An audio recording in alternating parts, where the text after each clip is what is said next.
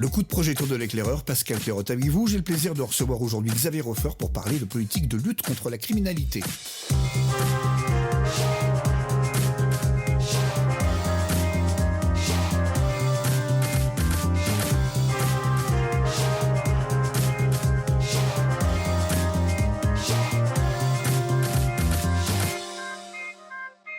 Xavier Hofer est docteur en géographie et géopolitique, il est criminologue, directeur d'études au Centre national des arts et métiers dans le pôle sécurité et défense, et il est l'auteur de très nombreux ouvrages, dont le dernier en date est particulièrement d'actualité, puisqu'il a pour titre Jeffrey Epstein, l'âme damnée de la troisième culture. C'est un dossier qui récapitule de manière extrêmement documentée et assez vertigineuse cette affaire tentaculaire dont nous n'avons pas fini d'entendre parler.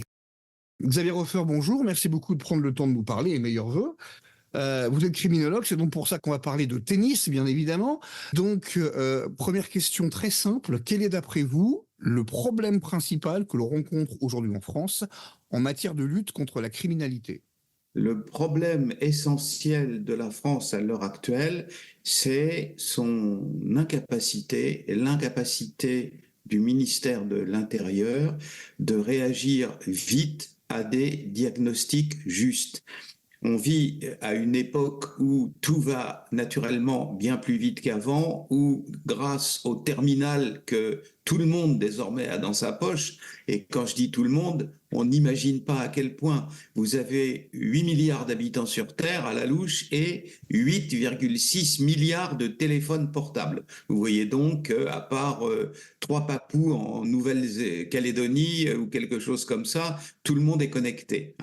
Le phénomène de la France, à l'heure actuelle, criminel principal, ça n'est pas la qualité de ses personnels qui est bonne, ça n'est pas la qualité aussi des cadres de la police et de la gendarmerie nationale qui sont bien formés et qui sont bien dans leur travail, c'est un système un peu ancien qui lui interdit au ministère de l'Intérieur de détecter les phénomènes criminels assez tôt, c'est-à-dire de manière précoce, et après ça, d'y réagir vite. Entre le moment où un phénomène criminel émerge, par exemple l'utilisation des mortiers d'artifice dans les émeutes, dans les quartiers et les cités un peu hors contrôle, entre le moment où on tire le premier pétard sur les policiers ou les gendarmes et le moment où ça se généralise, il faut des années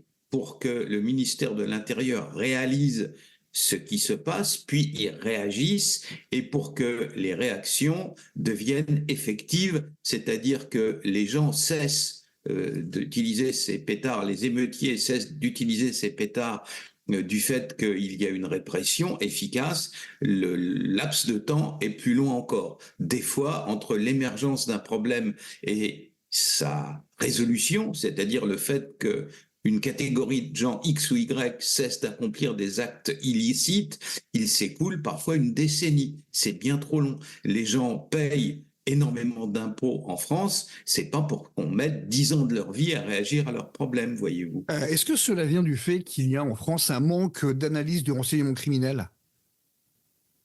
Oui, mais c'est le fait que toute bureaucratie d'État est incapable de se réformer elle-même. C'est-à-dire qu'en général, les policiers, les gendarmes, qu'il y ait ou pas un service de renseignement criminel, bien entendu, ferait une différence. Mais l'essentiel est que l'institution connue en France comme ministère de l'Intérieur, qui est énorme, qui comporte en fait 3 ministères en un, le ministère de la police, le ministère des cultes et le ministère de l'administration territoriale, ce ministère-là ne peut pas se réformer lui-même. Il faut avoir en mémoire que l'appareil d'État français est le deuxième le plus ancien du monde. D'abord, et le plus ancien de tous, dans le monde occidental, bien entendu, en Chine c'est différent, mais dans le monde européen originel, le premier appareil d'État est celui du Vatican, bien sûr, mais il est très spécifique. Et le deuxième est la France. Déjà sous Philippe le Bel, vous avez un appareil d'État où on rédige, où on gratte des textes, on pond des arrêtés et des décrets, etc. Ça fonctionne depuis bientôt 7 siècles. Alors une machine qui a 7 siècles d'antériorité, naturellement, c'est comme un vieux monsieur ou une vieille dame, c'est un peu arthritique. Donc, ça n'est pas très rapide. Et il faudrait, à l'heure actuelle, réformer la capacité de l'appareil d'État dans son ensemble, mais surtout dans le domaine du régalien, réformer donc la capacité du régalien en France à capter vite un phénomène nouveau et à y réagir sans qu'on y passe 10 ans. Et parmi, bien entendu, les phénomènes qui nous affectent à l'heure actuelle, en tant que criminologue, je dis qu'un service de renseignement criminel à l'échelle du ministère de l'Intérieur, dans son coin, la gendarmerie en a. Ils sont un peu plus rapides, les gendarmes, parce qu'il y a une espèce de discipline militaire qui fait qu'ils prennent en compte les phénomènes émergents un peu moins lentement que les autres, mais naturellement, le dispositif en question ne couvre pas les métropoles, les villes, là où il y a la zone police. Donc, le phénomène est c'est un manque d'appréhension des événements nouveaux, de leur détermination, c'est-à-dire une capacité analytique à dire, eh bien, il faudrait que ça soit pris en compte parce que c'est dangereux. Quand on fait un diagnostic, que ce soit en médecine ou en criminologie, on dit grave, pas grave. Pas grave, bon, bah, ça ne nécessite pas de tout chambouler. Quand c'est grave, il faut revoir le dispositif. Et donc, le médecin révise ou modifie le traitement du patient et il le fait en temps utile, de manière à éviter à la plaisanterie qui, derrière le dos des patients, fait rire tous les chirurgiens, qui est l'opération a réussi mais le patient est mort. Vous comprenez? C'est ça qu'il faut éviter. Alors, l'appareil d'État français devrait apprendre à réagir plus vite aux phénomènes criminels nouveaux. J'en ai cité un, les mortiers d'artifice qui sont tirés sur les policiers, les gendarmes et les forces de l'ordre, généralement dans les cités mal contrôlées, le fameux quartier perdu de la République, vous savez. Et deuxièmement, les inondations de drogue n'arrivent pas par opération du Saint-Esprit. Le fait que l'Europe soit inondée de cocaïne venant d'Amérique latine, on était prévenu de ça des années à l'avance. Pourquoi il faut attendre des livraisons de dizaines et de centaines de tonnes pour qu'on dise, bon, alors là, il y a un problème, on pourrait voir. On ne peut pas être purement réactif comme du temps du commissaire Maigret, voyez-vous. Commission d'une infraction, enquête de la police, déferment à la justice. On ne peut plus faire comme ça. Mais surtout en matière de trafic de stupéfiants, puisqu'on sait qu'on a aujourd'hui deux pays voisins qui sont quasiment des narco-États, hein, que sont la Belgique et les Pays-Bas, hein, soyons clairs. Alors, oui, il y a beaucoup de trafic, mais c'est moins des narco-États. On n'est quand même pas en Colombie. Ce sont des États dont l'administration et surtout l'échelon politique sont paralysés par le politiquement correct. Et dès que n'importe qui en situation de commettre des crimes se trouve être issu de l'immigration, ils paniquent et ils n'osent pas y toucher parce qu'ils ont peur de tout. Il faut toute réforme de l'État ne peut venir que du sommet de l'État. C'est pas aux gardes champêtres de modifier le corps des gardes champêtres, c'est au sommet de l'administration et ainsi de suite avec les policiers, les gendarmes et autres. Mais c'est ça qui compte. Il faut modifier l'État à partir de sa tête. Il faut qu'à un moment donné, le chef de l'État français insiste auprès de son gouvernement pour que ceci ou cela soit fait et que ça suive. C'est-à-dire qu'on ne se contente pas de dire oui, oui, on va le faire, qu'il le fasse effectivement.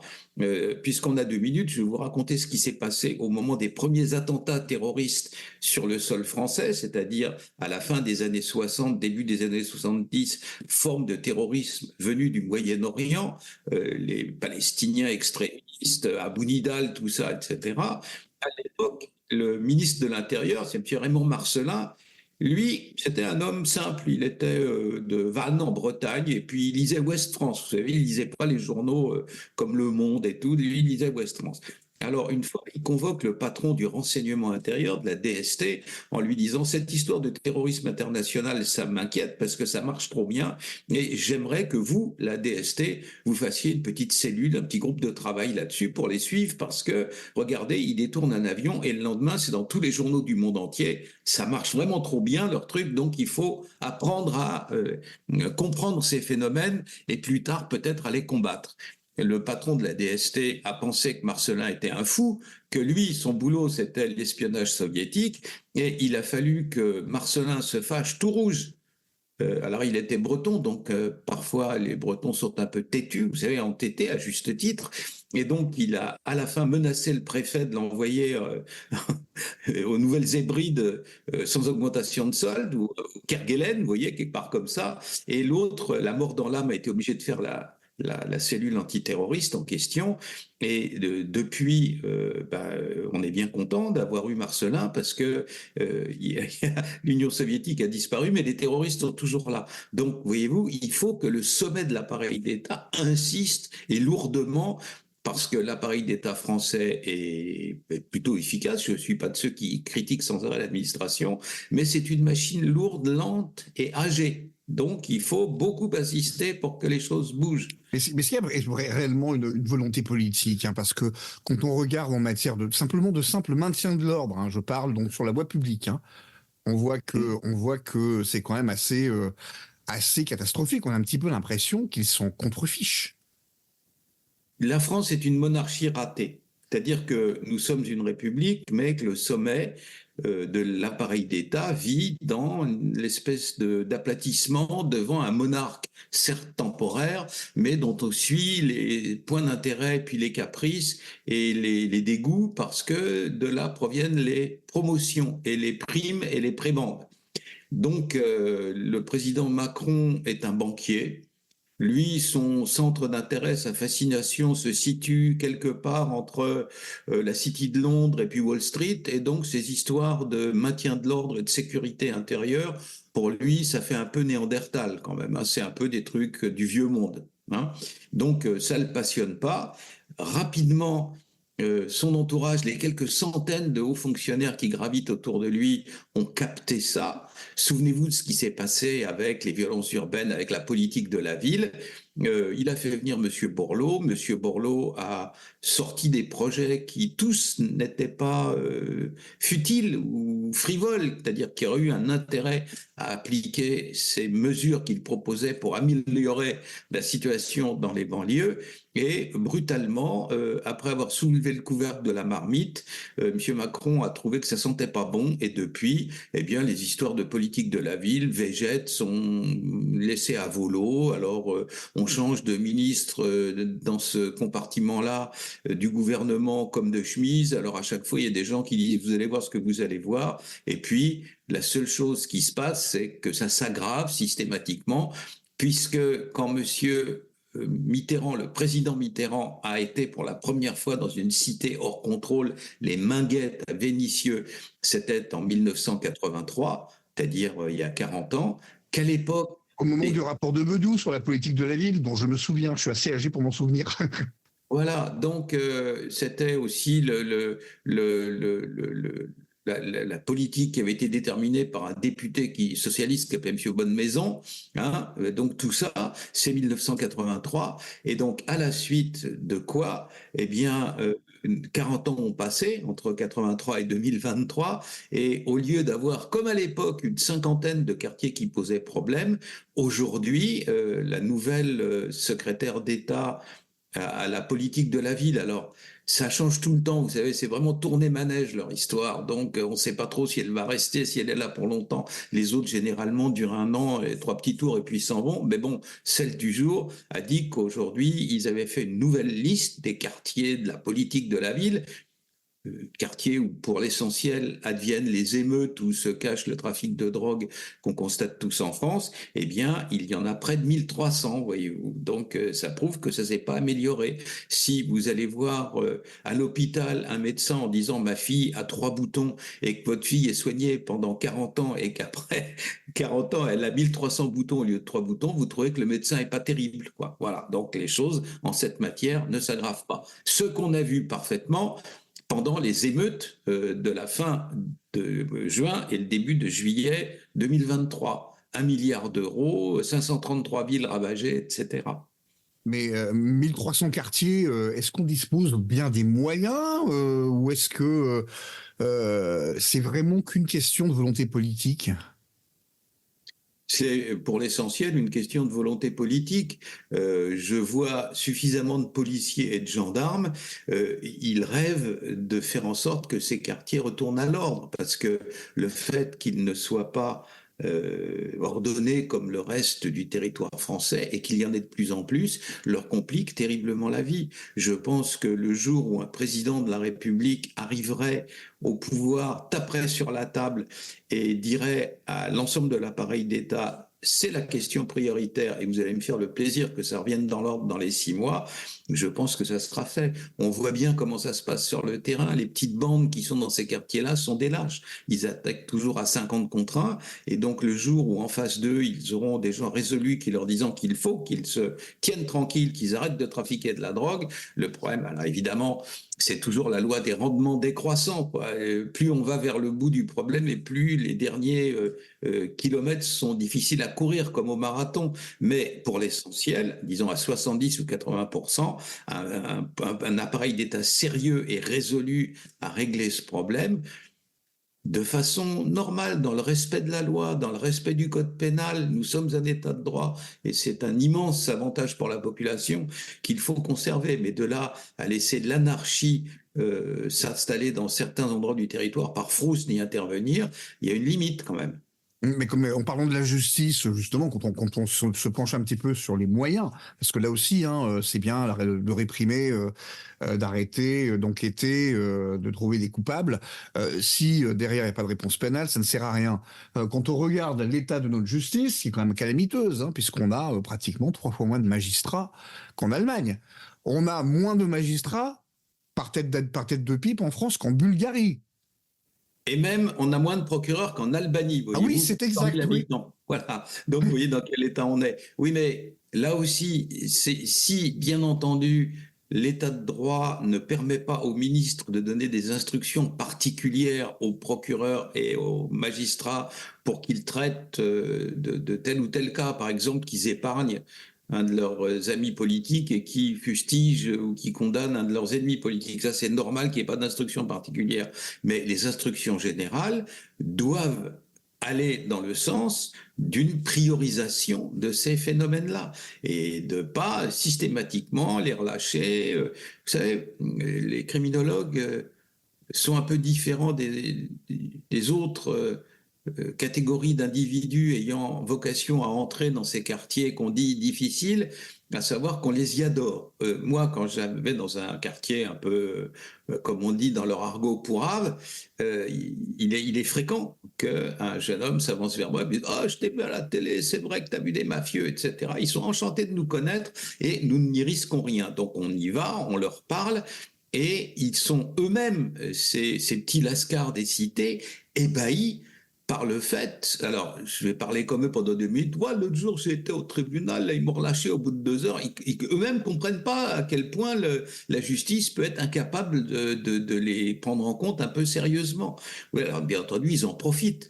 Si vous pouvez commettre des déprédations, si vous pouvez trafiquer de la drogue, si vous pouvez braquer des pharmacies et puis vous en tirer les mains dans les poches, c'est pas mal quand même. Mais c'est un peu trop souvent ça qui se passe en France. Est-ce que c'est un problème de procédure pénale qui est trop compliqué, qui n'est pas assez rapide, du moins pour ce qui est de la première instance? En appel, je veux bien, mais en tout cas, effectivement, on voit qu'il y a des gens qui attendent 2 ans avant de juger en première instance, hein, ce qui n'est pas normal. Surtout quand il s'agit de délits qui sont passibles de 2 ans de prison. Donc, c'est un petit peu dommage. Ou bien est-ce qu'on a réellement un problème avec une partie de la magistrature pour des raisons que je qualifierais à la limite de politico-idéologiques. Est-ce que c'est Ouais, ça alors ou est-ce que c'est... j'entends ça souvent. Ça me paraît pas être le fond du problème. Pour un magistrat gauchiste, pour appeler les choses par leur nom, syndicat de la magistrature, etc., il y a 30 magistrats débordés. J'ai, pendant ma carrière à l'Institut de criminologie, chaque année eu des dizaines de garçons et de filles qui se destinaient à la magistrature. J'ai gardé le contact avec quand même un certain nombre d'entre eux. L'autre jour, je parlais à un magistrat qui se trouve dans une zone proche de la frontière, vous savez, où les bandits vont et viennent, parce que dès qu'ils ont franchi la frontière, en gros, ils sont tranquilles, on ne peut pas les poursuivre parce que l'Union européenne a ouvert entièrement la circulation aux personnes, sauf aux magistrats et aux policiers ou aux gendarmes. Bien entendu, tout le monde peut se promener, sauf eux. Eux, ils ont une frontière encore, hein, et ils doivent la respecter. Donc, je parlais à un de ces magistrats qui me disait que pour bien faire son travail, c'est-à-dire administrer correctement la justice ne peut pas être rapide. Elle doit prendre son temps pour éviter les erreurs judiciaires. Eh bien, il faudrait qu'il ait en moyenne une trentaine de dossiers sur son bureau. Il en a 300. D'une part. Deuxièmement, régulièrement, c'est-à-dire tous les 4 ou 5 ans, la nomenclature des infractions existant dans les codes paraît sous forme d'un livre qu'on envoie à tous les magistrats. Entre 2017 et la fin de l'année 2023, la nomenclature des infractions, je parle du volume du bouquin, a doublé de volume. On est passé, voilà, de 1700 pages à plus de 2000, voilà. Donc c'est 2500. Donc c'est, bien entendu, le magistrat qui reçoit cette nomenclature qui a doublé de volume, c'est un gros livre sur papier Bible, vous savez, comme les bouquins de la plaie. Et donc, il reçoit cette nomenclature qui a doublé de volume, mais il n'a pas une secrétaire de plus, il n'a pas un greffier de plus, il n'a pas un ordinateur de plus, il n'a pas une photocopieuse de plus. Voilà. Comment voulez-vous que ça marche? On double sans arrêt la charge de travail d'individus. Alors, bien entendu, il faut faire en sorte de prioriser. Disons, vous mettez ça en avant sur le dessus de la pile, et puis après ça, on verra après. Je pense que le maintien de l'ordre à l'heure actuelle, avec M. Dupond-Moretti, dont la première intervention a été d'aller dans une prison pour s'y faire applaudir, comprenez que c'est pas un homme qui est très respecté. Il n'est en tout cas pas craint du tout par le milieu criminel. Il faudrait qu'il soit craint dans le respect de l'état de droit, bien entendu, mais il faudrait qu'il soit craint. De même pour M. Darmanin, qui n'arrête pas de dire des mensonges, donc à la fin, les voyous ont compris qu'il fait du bruit avec sa bouche, mais que ça ne va pas tellement plus loin.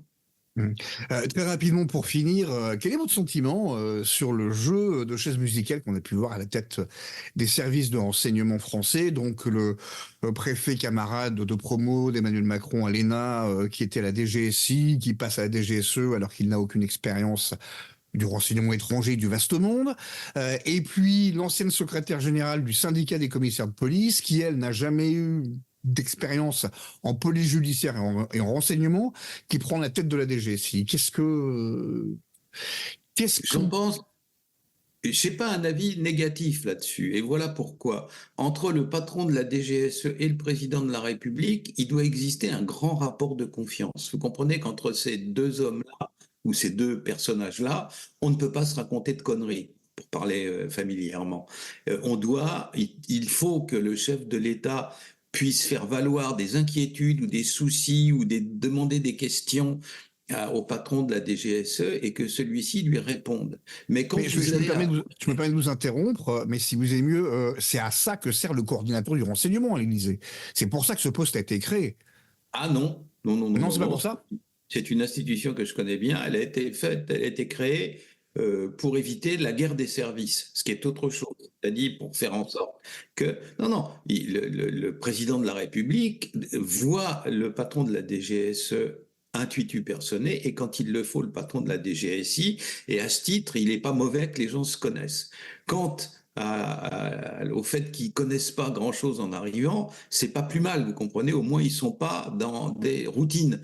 Et je pense que les uns et les autres, à ce niveau-là, je vous dis, je ne suis pas un ennemi ni en posture de mépris pour les hauts fonctionnaires français. Ils sont capables de s'adapter. Ce sont des boulots, en réalité, qui ne s'apprennent pas. Chef d'un service de renseignement intérieur ou extérieur, sont des boulots qui ne s'apprennent pas. Vous pouvez avoir dans votre carrière acquis des réflexes, vous pouvez avoir des idées, vous pouvez avoir des intuitions, rien ne vous y prépare.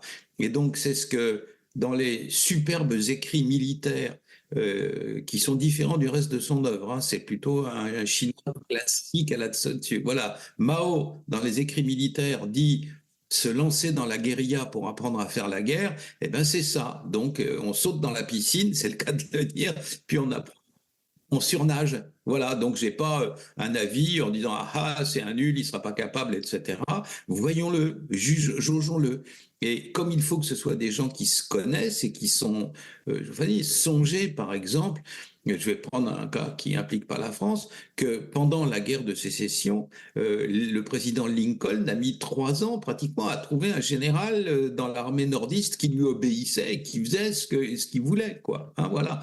Alors comme le général en question était un peu un poivreau, il buvait pas mal, les autres généraux lui reprochaient, et Lincoln, qui était un homme plein d'humour, a fini par dire « J'enverrai bien une baril de whisky à chacun de mes généraux pour qu'ils obéissent aussi bien et qu'ils fassent aussi bien ce que je dis au général en question, vous comprenez? Voilà, donc c'est une question d'entente personnelle. Alors, la dame qui a été nommée là, il y a un peu en ce moment-là une mode de coller des femmes partout, non pas par féminisme, mais parce que si jamais elle fait l'affaire, eh bien, vous voyez, j'ai été dans le sens de l'histoire, j'ai nommé une femme, et si elle ne fait pas l'affaire, eh bien, on ne peut pas le disputer, celui qui l'a nommé, parce qu'au moins, il a fait l'effort de faire une femme. Donc, c'est prendre une femme. Il y a un peu une facilité pour les dirigeants politiques, c'est plutôt un truc de filou qu'un féminisme bien compris. Mais enfin, soit. Et puis, c'est bien simple, c'est aussi la sagesse populaire, c'est au pied du mur qu'on voit le maçon, on verra bien s'ils font le job, quoi, c'est tout. Mmh. Et on parle aussi beaucoup, enfin l'un des arguments principaux hein, qui a été cité pour justifier ces nominations, c'est un rapprochement. Alors là, j'avoue que j'ai du mal à comprendre un rapprochement de la DGSI et de la DGSE. Est-ce qu'on serait pas en train d'essayer de sortir de la DGSE sa direction technique, puisque c'est elle qui a les moyens de d'interception et surtout de déchiffrement? Alors ça, je peux pas vous dire. Vous savez, ce sont j'ai contribué à la formation d'un certain nombre d'analystes de ces maisons-là, mais je crois, si vous voulez, certains de mes enseignements que j'ai encore à l'heure actuelle me contraignent à respecter une certaine prudence dans ce domaine-là. Mais je crois avoir compris que des moyens très considérables avaient été mis à la disposition des services extérieurs, notamment en ce qui concerne la surveillance de ce qui se passe au Moyen-Orient. Et à l'heure actuelle, dans l'appareil d'État, nombreux sont ceux qui protestent en disant ouais, mais pourquoi ça leur sert qu'à eux? On est obligé de doublonner, on paye 3 fois pour la même chose. Donc je ne sais pas à l'heure actuelle, honnêtement, hein, c'est pas un refus de répondre, mais je ne sais pas si les considérations en question tiennent à du dédoublonnage ou à des bagarres internes, etc. Il y a toujours une rivalité. Soit il y a un seul service, c'est le cas de la Turquie avec le MIT qui fait en même temps le renseignement intérieur et extérieur avec 2 divisions, soit partout ailleurs au monde ou presque dans le monde des États, dans le monde où il y a des États constitués. Voilà, non, État de droit ou autre, il y a 2 services, un intérieur, un extérieur, et s'il y a 2 services, eh ben, ils se marchent sur les pieds régulièrement. Vous avez le même individu, le même terroriste, alors jusqu'à la frontière du pont de Kehl à Strasbourg, c'est le service intérieur, et puis dès qu'on passe le pont, c'est un service extérieur. Donc fatalement, comme on dit là aussi, chez les petits jeunes des cités, il y a des chicayas. Mais c'est au gouvernement de taper sur la table, de les inciter à l'entendre et éventuellement de se doter d'un dispositif permettant d'éviter les doublons et de faire en sorte qu'il y ait une culture commune. C'est le cas de deux institutions, l'Académie du renseignement, où les gens suivent des cours ensemble pour essayer d'avoir le même horizon et les mêmes réflexes dans ce qui est l'équivalent d'une école d'état-major, ou alors, en ce qui concerne la présidence de la République, l'institution de la coordination du renseignement, pour éviter qu'il y ait des chamailleries de cours de récréation. Xavier Hofer, merci beaucoup.